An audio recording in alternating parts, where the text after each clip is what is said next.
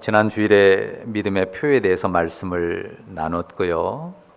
이 본문은 지난 수요일에도 잠깐 나눈 말씀인데 오늘 함께 더 자세히 살필 필요가 있어서 본문으로 정했습니다. 자, 이스라엘은 신명기의 명령대로 하나님의 말씀을 손에 그리고 이마에 두었죠. 그리고 또 어디에 붙였습니까? 문과 문설주에도 메주자라 이름하여 작은 통에 담아 붙여 놓았습니다. 유대인들은 지금까지도 이 테필린과 메주자의 전통을 이어오고 있습니다. 분명 신명기 하나님 말씀의 요구인데, 자, 우리는 그 요구를 행하고 있지 않습니다. 지금 우리만 그런 게 아니고 이 흐름을 우리에게 전해준 신약교회, 초대교회부터 지금까지 교회는, 기독교회는 그 전통에 무관심했습니다. 무엇에 집중했습니까? 십자가와 부활의 복음을 전하는 데 집중했습니다. 사도들의 말씀을 듣고 기도했고요. 함께 집집이 모여서 음식을 먹으면서 주님의 희생의 사랑, 그 살과 피를 기억하고 되새기는 일에 더 힘을 썼습니다. 말씀을 손에 묶고 유대인들처럼 이 손에 팔뚝에 묶고 또 이마에 미간에 두는 그런 외형을 갖는 것, 그것 자체가 죄가 되거나 나쁜 게 아닙니다. 그런 건 아예 해서는 안 될 일이다, 그 자체를 위선이라고 볼 것은 아닙니다. 하지만 우리가 생각하는 건 뭡니까? 그 진정한 요구가 뭐냐? 그것을 생각하고 적용하는 거죠. 말씀드렸습니다. 손으로 행하는 모든 일. 그리고 이마, 얼굴로 드러나는 모든 삶에 하나님의 말씀이 담아내져야 된다라고 하는 거죠. 자, 말씀통을 이마에 붙였어요. 근데 얼굴은 찡그리고 다녀요. 분노하고 다녀요. 그러면 하나님의 말씀이 어떻게 드러나겠습니까? 팔에 말씀은 붙이고 다녀요. 그런데 그 팔로 난폭하게 행하고 그 팔로 도적질하고 남을 해하는 그런 삶을 산다면 아무 의미가 없는 것 아닙니까? 하나님을 사랑하고 그 말씀을 따라 행하는 모습을 나타내 보이는 것이 중요하죠. 그래서 예수님은 경문, 곧 우리가 테필린이라고 배웠던 그 띠를 넓게 하는 것에 대해서 꾸짖고 책망했습니다. 그게 오늘 본문 5절에 나와 있습니다. 뭐라고 나와 있습니까? 그들의 모든 행위를 사람에게 보이고자 하나니 곧 그 경문 띠를 넓게 하며 옷수를 길게 하고. 자, 서기관들과 바리새인들이 경문 띠를 넓게 한 이유가 뭡니까? 그들의 모든 행위를 사람에게 보이고자 함입니다. 사람들 앞에서 하나님을 이렇게 잘 섬기는 사람이다 라고 돋보이려고 한 것입니다. 자, 이런 모습을 표현하는 전문적인 단어가 있죠. 외식이라는 단어, 그리고 위선이라는 단어가 있습니다. 자, 외식이라고 했을 때는 바깥 꾸밀식, 속은 안 그런데 겉모습만 그럴듯하게 꾸민다는 점을 강조하면 외식이고요. 위선이라고 했을 때는 거짓 위자에 착할 선이에요. 착하지 않은데 착한 척 하는 거죠. 이런 외식과 위선, 그것이 그들에게 있었습니다. 자, 겉모습도요, 중요합니다. 늘 말씀드리지만 외형을 무조건 배척해서는 안 됩니다. 겉을 속 내용에 어울리게 꾸미는 것 역시 필요한 일이고 소중한 일입니다. 그러나 가장 중요한 일은 뭡니까? 더욱 중요한 일은 뭡니까? 속을 꽉 채우는 것, 속을 잘 선한 것으로 채우는 것입니다. 그 속 내용이 겉으로 드러나야 해요. 그러니까 속이 겉으로 드러나고 그래서 겉이 아름다워야 된다는 거죠. 자, 성경이 제시하는, 성경이 우리에게 전하고자 하는 가장 중요한 성경의 가장 중요한 속살, 그 본질이 뭡니까? 구약이 준비하고 목표했던 것, 그리고 신약에서 성취되었던 건 뭡니까? 하나님의 아들 그의 십자가와 부활로 말미암은 구원, 그 구원의 복음입니다. 그것이 성경의 속살이에요. 그것이 성경이 진정 우리에게 전해주고자 하는 내용입니다. 그래서 신약 교회는 이 복음을 전하는, 이 복음을 전파하는 일에 온 힘을 다 기울였던 것입니다. 그래서 그들이 전체로 모여서도 그렇고 집집이 모여서도 그렇고 사도의 가르침을 들었습니다. 또한 음식을 나누면서 빵을 떼면서 포도주 잔을 돌리면서 주님의 살과 피를 기억하고 기념하는 일을 늘 반복했습니다. 그리고 심지어는 어땠습니까? 복음 공동체를 위해서 자신의 소유를 다 팔아서 희생하는, 헌신하는 그런 멋진 아름다운 모습을 나타내기도 했습니다. 그런데 그 초점이 뭐예요? 그 초점이 바로 복음이에요. 그때 나타낸 어떤 행동 하나, 어떤 모습들 하나, 둘, 이게 아니고 그 모든 것을 통해서 초대교회가 정말 집중하고자 했던 것은, 그리고 교회가 변함없이 집중해야 되는 것은 복음입니다. 교회를 상징하는 이미지가 있죠. 아, 저기가 예배당이고 예수 믿는 사람들이 모이는 건물이다 라고 하면 거기에 뭐가 붙어 있습니까? 당연히 십자가가 붙어 있죠. 왜 그렇습니까? 그리스도인들이 교회를 이루는 그 근본이 십자가에 있기 때문입니다. 그래서 우리가 교회의 상징으로 십자가를 붙이는데요, 십자가를 붙일 때도 우리는 대단히 조심합니다. 왜냐하면 혹시라도 그 십자가 형상 그 자체를 신성시하고 자칫 그것을 신주단지처럼 떠받드는 미신이 돼서는 안 되기 때문입니다. 주 예수의 복음은 십자가로 말미암아 우리 영혼에 새겨진 복음은 살아있는 복음이지, 그것이 일반 다른 종교의 어떤 미신, 신상 이런 것으로 화해서는 안 되기 때문입니다. 여러분, 이태리나 스페인 같은 나라에 가면 거기에 어마어마한 성당들 보게 됩니다. 저도 스페인은 안 가봤지만 이태리에 가보면 성당들이 어마어마합니다. 그 규모나 거기 들여놓은 정성이나 무슨 예술혼이나 이런 걸 보면 정말 놀랍습니다. 건축물 자체, 그 예술성은 감탄할 만합니다. 그런데 우리는 그런 것들을 막 부러워하고 그런 것을 따르려고 본삼으려고 하지 않습니다. 왜 그렇습니까? 그런 예배당, 그런 화려하고 거대하고 성스러운 예배당이 십자가 복음을 대변하는 게 아니기 때문이에요. 물론 부분적으로 뭔가 보여주는 메시지는 있죠. 그렇지만 그런 것에 십자가의 복음이 있지 않습니다. 만약에 그런 것이 중요하다면 우리도 어떻게든 예를 들어서 이 예배당 여기 위에 저 위에서 뭔가 성스러운 빛이 쫙 들어올 수 있게 그렇게 그런 건물을 지어야 될 거 아니에요. 그리고 여기 와서 탁 그 제단을 바라보면 뭔가 자체로 그냥 은혜가 막 쏟아질 것 같고, 그런데 우리는 건물로 어떤 꾸민 외형으로 화려함으로 장식으로 그런 걸 만들려고 하지 않습니다. 십자가 복음은 그렇게 전해지는 게 아니고 그렇게 영혼에 새겨지는 게 아니기 때문입니다. 예배당을 구약의 성전 개념으로 생각하면 안 됩니다. 고린도전서 3장 16절에 어떻게 선포합니까? 너희가 하나님의 성전인 것과 너희가 하나님의 성전인 것과 하나님의 성령이 너희 안에 계시는 것을 알지 못하느냐, 이렇게 말씀하신단 말이죠. 예수 믿는 이들이 개인으로나 공동체적으로나 하나님의 성전, 하나의 성전으로 하나님 앞에 세워져 있어요. 그러니까 모이는 건물은 건물에 불과해요. 아무리 화려하고 거대해도. 우리가 공동체로서 한 개인 성도로서 성령이 내 안에 계심을 믿고 내 안에서 거룩하신 하나님의 영으로 하나님과 교통하며 사는, 그것이 주 예수의 복음으로 말미암아 이 땅에 임한 하나님 나라를 경험하고 누리는 것입니다. 신약 교회는 이 믿음에 집중합니다. 우리의 믿음이 뭡니까? 십자가 사랑과 희생 안에서 이미 우리가 하늘 성소에 들어간 사람들이에요.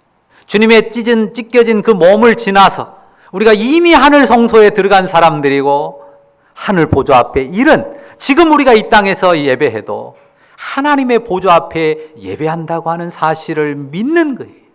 그런데 그것을 땅의 금이나 보석이나 화려함, 그런 것들로 보증할 수 있는 게 아닌 거죠. 그래서 그 생명과 은혜의 복음을 우리가 기뻐함으로 살아요. 그 멋진 건물이 있고 황금이 있고 무슨 보석이 있어서가 아닙니다. 주 예수의 생명과 그 은혜의 복음이 내 영혼에 새겨지고 주어진 것 때문에 그 복음을 기뻐함으로 살아요. 그 복음 때문에 내가 당장 죽음의 순간을 맞는다 할지라도 나는 곧장 하나님의 보좌 앞에 이를 것입니다. 우리는 그 은혜의 복음을 기뻐함으로 살고 그 은혜를 전하는 것입니다. 그리고 그 은혜와 사랑을 나누는 삶을 사는 거예요. 신명기 표현대로 하면 그 은혜와 사랑이 내 손으로 행하는 모든 일에 마치 손에 붙이고 있는 것처럼 드러나 보이게, 내가 얼굴을 들고 사람들 앞에 서서 살아가는 모든 순간에, 모든 삶에 마치 내 얼굴에, 이마에, 미간에 붙이고 있는 것처럼 그 은혜와 사랑이 드러나도록 삶을 꾸리는 것입니다. 그런데 바리새인과 서기관들은 어떠했습니까? 2절 보시면요, 그들이 어디에 앉았다고 말하죠? 모세의 자리에 앉았습니다. 자, 이 말은 나쁜 말이 아니에요. 그들이 모세 율법을 가르치는 권위자들이란 말입니다. 그런데 그들의 행위는 어땠습니까? 4절 보십시오. 그들은 무거운 짐을 묶어 사람의 어깨에 쥐우되 자기는 어때요? 이것을 한 손가락으로도 움직이려 하지 않았습니다. 여러분이 혹시 TV나 뭐 영화나 이런 데서 그 유대인들이 까만 옷 입고 까만 모자 쓰고 수염 기르고 이렇게 머리 따고 다니는 사람들 보셨죠? 그 사람들이 초정통파 유대인들이에요. 쉽게 말하면 여기 사두개인들, 바리새인들의 후예입니다.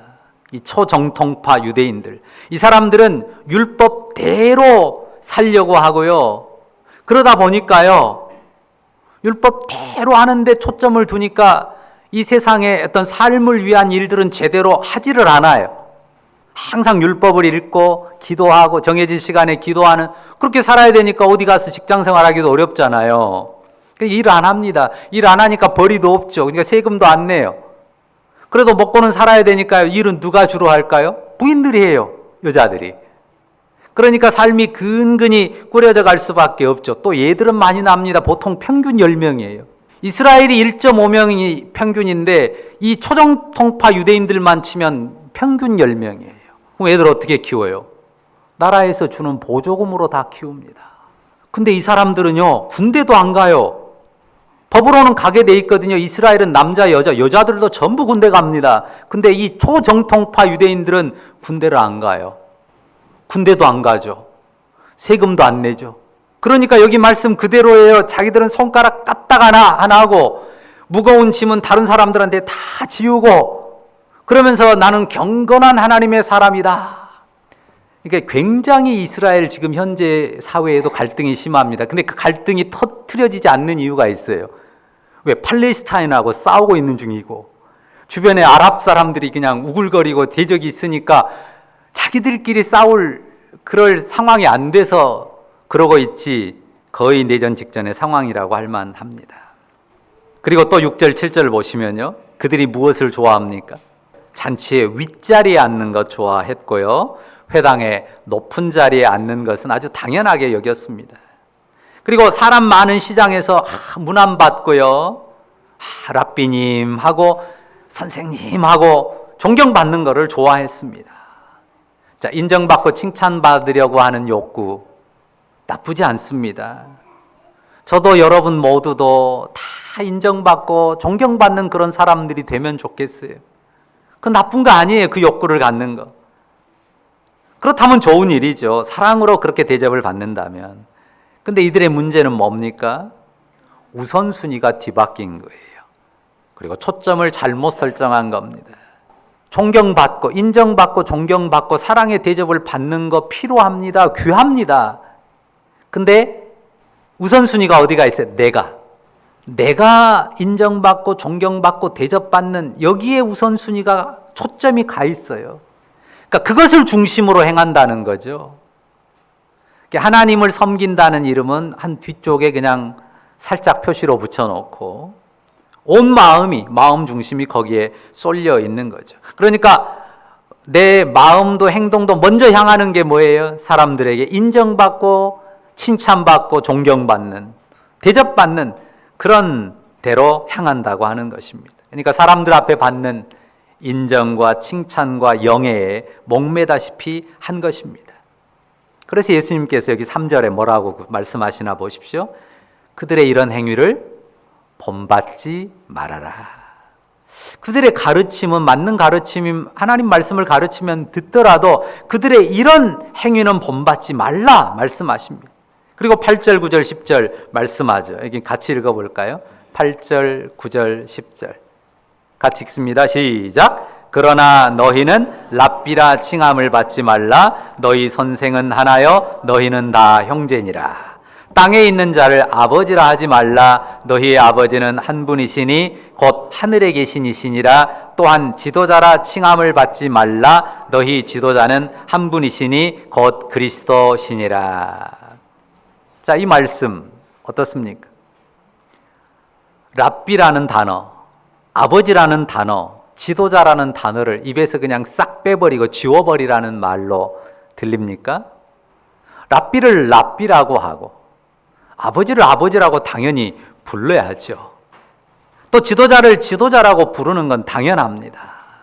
지금 예수님께서 말씀하시고자 하는 바는 뭡니까?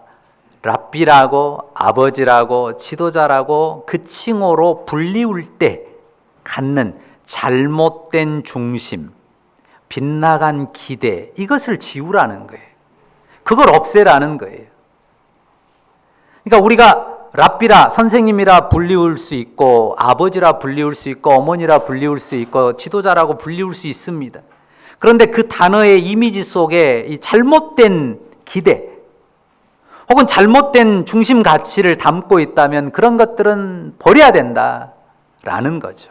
선생, 랍비는 선생이니까요. 선생과 학생 사이에 그리고 부모와 자녀 사이에 이 지도자와 따르는 사람들 사이에 질서가 반드시 필요합니다. 어때요? 정당한 권위도 행사해야죠. 부모가 자녀에게 권위를 행사하고 또 선생이 학생에게 필요한 권위도 행사해야 합니다. 그게 없으면 교육이라는 게 될 수가 없고 가정의 질서도 세워질 수가 없고 완전히 뒤죽박죽 엉망이 되어버리는 가정과 사회가 되고 맙니다. 선생은 선생다워야 하고 아버지는 아버지다워야 하고 지도자는 지도자다워야 합니다. 그런데 진짜 랍비, 진짜 선생님답고 진짜 아버지답고 진짜 지도자다우려면 어떻게 해야 됩니까? 예수님의 이 말씀을 마음에 두어야 돼요. 사람 중에는 참 선생이 없다. 사람 중에는 진짜 생명을 자기가 만들어서 나눠준 아버지가 누가 있냐? 없다. 사람이 진짜로 따라야 될 지도자는 그리스도 외에는 없다 말씀하시잖아요. 그 사실을 중심에 두어야 돼요. 그냥 나는 랍비라는 말을 안 들을 거야, 그 호칭만 안 듣는다고 문제 해결된 게 아니에요. 아버지라는 칭호를 안 들으면 해결되는 게 아니죠. 지도자라는 칭호를 안 들으면 해결되는 게 아닙니다. 들어야죠. 그런데 참 선생이 내가 아니다. 참 아버지는 내가 아니다. 참 지도자는 내가 아니지. 그 마음을 내 영혼에 굳게 새기고 그 도리를 따라 행하는 것입니다. 내가 선생이어도 학생과 함께 배우는 자예요. 하나님 앞에. 내가 아버지여도 내 자녀와 함께 하나님의 자녀입니다. 내가 지도자라도 따르는 이들과 함께 주님을 따르는 백성일 뿐입니다. 이 사실을 놓치면 반드시 이 서기관들과 바리새인들의 자리로 가게 돼요. 어떤 사실에 집착합니까? 내가 선생인데, 내가 아버지인데, 내가 지도자인데 라는 어떤 자리, 그 자리에서의 명예에 집착하고 그리고 외식에 사로잡힙니다. 다시 새깁시다. 진정한 가르침을 베푸실 수 있는 선생, 단 한 분 하나님뿐이십니다. 사람에게 생명을 나눠주고 사람의 필요를 다 공급하시며 책임지시는 아버지는 단 한 분, 하나님 아버지뿐이십니다. 인생이 따를 유일한 지도자, 우리 주님 그리스도 한 분뿐이십니다. 이 사실을 믿으시죠? 우리가 가르치는 자리에 있든 부모로서 자녀를 기르는 자리에 있건 지도자로서 사람들을 이끄는 자리에 있건 어떤 자리에서건 마음의 가장 중심에 둬야 될 도리는 바로 이거예요. 내가 선생이지만 진짜 선생님은 하나님이시지. 진짜 가르침이 영혼에 새겨지게 하고 능력이 되게 하실 분은 하나님 그분이시오. 내가 아버지지만 이 자녀를 진짜로 온전히 길러주실 분은 하나님 한 분이시오. 또한 내가 지도자지만 참된 길로 이끄실 수 있는 분은 그리스도 한 분이시다는 그 믿음을 마음 중심에 두는 것입니다. 11절 말씀 보시죠. 같이 읽어볼까요? 같이 읽습니다. 너희 중에 큰 자는 너희를 섬기는 자가 되어야 하리라. 그러니까 예수님께서요, 랍비나 아버지나 또 지도자나 큰 자라고 하는 걸 인정하세요. 이들은 분명히 배우는 사람들 앞에 또 자녀 앞에 따르는 사람들 앞에 큰 자입니다. 가르치고 이끌 힘, 지위를, 권한을 부여받은 사람들입니다. 하지만 방금 살핀 것처럼 참된 스승이 계시고 참된 아버지가 계시고 참된 지도자가 계신단 말이죠. 그러니까 선생이지만 위임받은, 부분적으로 위임받은 선생이고 아버지지만 부분적으로 위탁받은 아버지일 뿐입니다. 지도력도 위탁받은 한에서 감당할 뿐입니다. 그러니까 현실적으로는 분명 큰 자예요. 큰 자가 되어서 권위도 행사하지만 내가 주권자가 아니란 말이에요. 그러니 무엇에 집중하는 거예요? 내가 주권자가 아니에요. 맡겨주신 분, 그분의 주권, 그분의 뜻에 집중하는 거예요. 그러니까 가르쳐요. 가르치는데 그분의 가르침에 합당하게 가르치는지를 내가 늘 살피는 거예요. 혹시라도 내 왜곡된 생각이나 내 가치가 가르쳐지진 않는가? 그걸 주장하진 않는가? 내가 부모로서 자녀를 기르지만 하나님 자녀로서 이 아이를 대하고 하나님의 자녀로 기르는 일에 내가 수종 들고 있는지를 살피는 것입니다. 하나님의 진리로 아이를 반듯하게 기르는가? 또한 하나님의 자녀로서 풍성한 사랑을 받고 누리면서 행복을 경험하면서 커가도록 아이를 기르는가? 그걸 살핀단 말입니다. 지도자로서 사람들을 이끄는 자리에서도 그가 그리스도의 명령을 그리스도의 이끄심에 따르는 사람으로 성장하도록 나도 함께 따라가는 사람으로서 내가 사람들을 이끌고 있는지를 살피고 그렇게 되도록 최선을 다하는 것입니다. 그래서 예수님께서 선생이나 아버지나 지도자로서 그런 모습을 하나의 가장 적확한 표현으로 말씀하신 게 11절이에요. 11절 다시 한번 보세요. 너희 중에 큰 자는 어떤 자가 되어야 한다고요? 너희를 섬기는 자가 되어야 하리라. 방금 전에 말씀드린 그 내용을 섬기는 자라는 표현으로 예수님께서 말씀하셨습니다. 분명 권위를 가진 큰 자예요. 선생이 학생 앞에 커야죠. 부모가 자녀 앞에 큽니다. 지도자가 따르는 사람들 앞에 큰 자로서 권위를 갖습니다. 그런데 마음 중심에 품어야 될 가치는 뭐예요? 섬김. 큰 자는 어떤 자가 되어야 하리라? 섬기는 자가 되어야 하리라. 자, 섬김의 기본은 뭘까요? 자, 12절 말씀에서 한번 찾아보시죠. 섬김의 기본이 되는 건 뭐예요? 자기를 낮추는 거죠. 자, 섬김은 원래 종이 주인을 섬기는 그런 섬김이거든요. 섬김의 기본은 자기를 낮추는 거예요. 자기를 안 낮추면 못 섬깁니다. 자기가 높다는 생각을 접는 거죠. 그리고 다른 사람 위에 높아지고 높은 자리에서 대접받고 그 가운데서 뭔가 영예를 누리고 싶은 그런 마음들을 꺾는 것입니다. 이게 기본이에요. 섬김의 기본은 자기를 낮추는 것입니다. 위선이라고 하는 게요, 어디서 나옵니까? 내가 더 크고 훌륭한 사람으로 보이고 싶은, 그렇게 드러나고 싶은 마음에서 사람이 외식하게 되고 위선하게 됩니다. 그럴듯하게 보이려고, 그렇게 보여서 자기를 높이려고 외식하게 되는 것 아닙니까? 우리가 앞에서 보았던 신명기 말씀부터 다시 기억해 볼까요? 어떤 사람이어야 돼요? 하나님을 사랑하는 사람이어야 돼요. 하나님의 말씀을 마음에 새기는 사람이어야 합니다. 하나님 말씀을 자녀에게 부지런히 가르치는 사람이어야 돼요. 말씀을 손에 두고 이마에 둔 그런 사람이어야 합니다. 그런 사람이 어떤 사람입니까? 바로 그 마음에 섬김의 중심을 두고 행하는 사람. 예수님은 섬기는 사람이 돼야 된다는 말로 결론을 지으셨습니다. 자기 권위를 내세우는 사람, 자기 힘을 행사하는 사람이 아닙니다. 권위가 있지만, 힘이 있지만 가능하면 그 힘과 권위를 감추는 사람이고요. 기꺼이 자기를 낮추고 낮은 마음으로 섬기는 사람입니다. 주의 말씀을 따르고 주님의 길을 따르는 거죠. 목표가 분명해요. 목표를 놓쳐서는 안 됩니다. 예를 들어서 내가 낮아져서 섬겼는데 내가 낮아져 섬긴 그 사람이 그냥 교만하고 탐욕스럽기만 하다면 어떻게 되겠어요? 그런 모습으로만 남게 된다면 어떻게 되겠습니까? 내가 부지런히 섬겼는데 내 섬김을 받은 그 사람이 게으른 사람, 무책임한 사람이 되게 만든다면 또 어떻고요? 내가 열심히 섬겼는데 내 섬김을 받은 그 사람 그냥 늘 앉아서 섬김만 받는 사람이 된다면요, 그 섬김은 빗나간 겁니다. 목표에서. 그건 잘못된 섬김이에요. 섬김의 목표는 분명합니다. 어떤 사람이 되도록 섬기는 거예요? 복음을 믿는 사람, 복음 안에서 하나님을 사랑하는 사람이 되도록 섬기는 거예요. 복음의 말씀을 마음에 새기는 사람이 되도록 섬기는 것입니다. 그 말씀을 자녀에게 부지런히 가르치면서 자녀와 함께 삶에 적용해가는 사람이 되도록 섬기는 것입니다. 자기가 손으로 행하는 모든 일에, 그리고 드러나는 얼굴로 드러나는 모든 삶의 복음의 은혜를 드러내는 사람이 되도록 섬기는 거예요. 주님의 섬김을, 그 섬김의 본을 따르고 그 섬김의 본을 따라서 다른 사람을 섬길 뿐만 아니라 또한 그렇게 섬길 수 있는 사람으로 성장시키는 사람, 그렇게 함께 세워가는 사람이 되는 것, 그게 섬김의 목표입니다.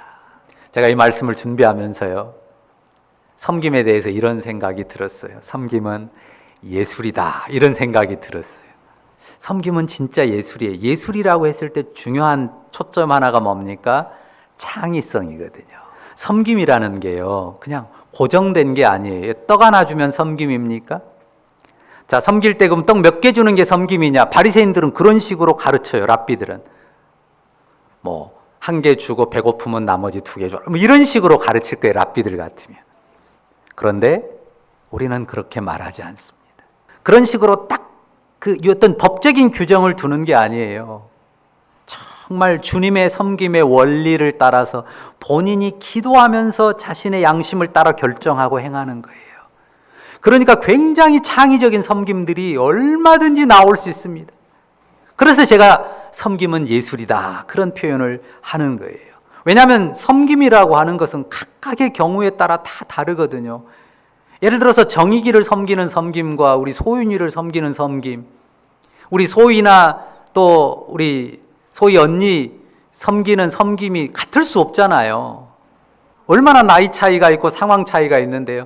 각각의 영혼, 각각의 삶에 가장 적확하고 가장 주님의 그 복음의 정신에 합당한 섬김이 뭔지를 정말 이 살피는 기도와 지혜 속에서 그걸 감당해요.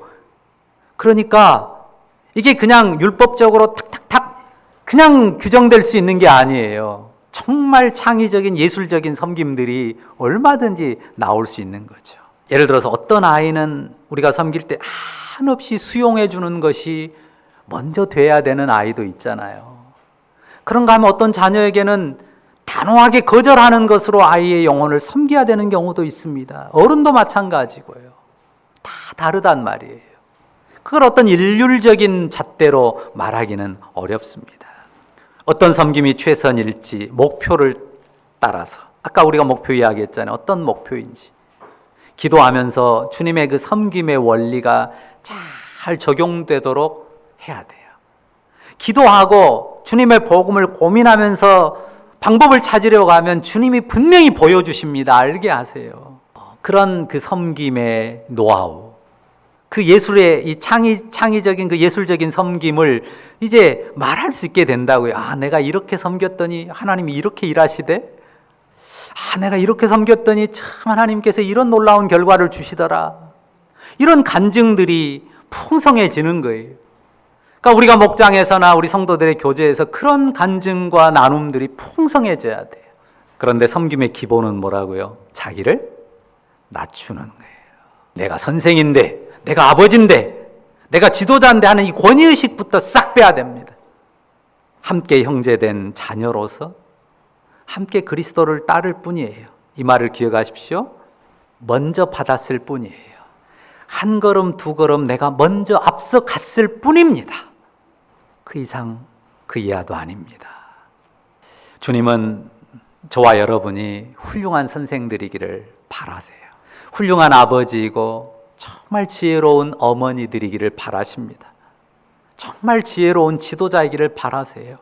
지금 여러분이 누군가를 다 섬기고 있습니다.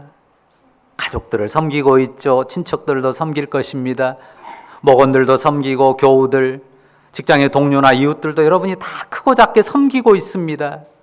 그 섬김이 여러분이 주님 마음으로 섬기는 섬김이면요, 주님이 여러분의 그 섬김을 기억하실 겁니다. 아름답게 보셔요. 예수님 말씀하셨잖아요. 내 이름으로 작은 자에게 물 한 그릇만 떠줘도 내가 반드시 상을 베푸실 것이라고 말씀하셨습니다. 내가 섬긴 그 섬김을 통해서 누군가가 주 예수를 믿게 되고, 내가 섬긴 그 섬김을 통해서 누군가가 주님 닮은 제자로 성장해 갈 수 있다면 얼마나 멋지고 아름다운 일입니까? 그런 일을 하는 사람이 진짜 큰 사람 아니겠습니까? 주님 닮은 섬김으로 삶을 꾸리는 것이 행복입니다. 그게 행복이에요. 손해보는 게 아닙니다.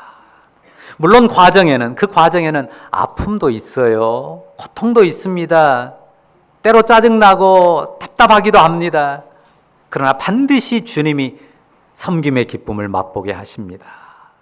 그리고 섬김의 보람을 또한 누리게 하실 것입니다.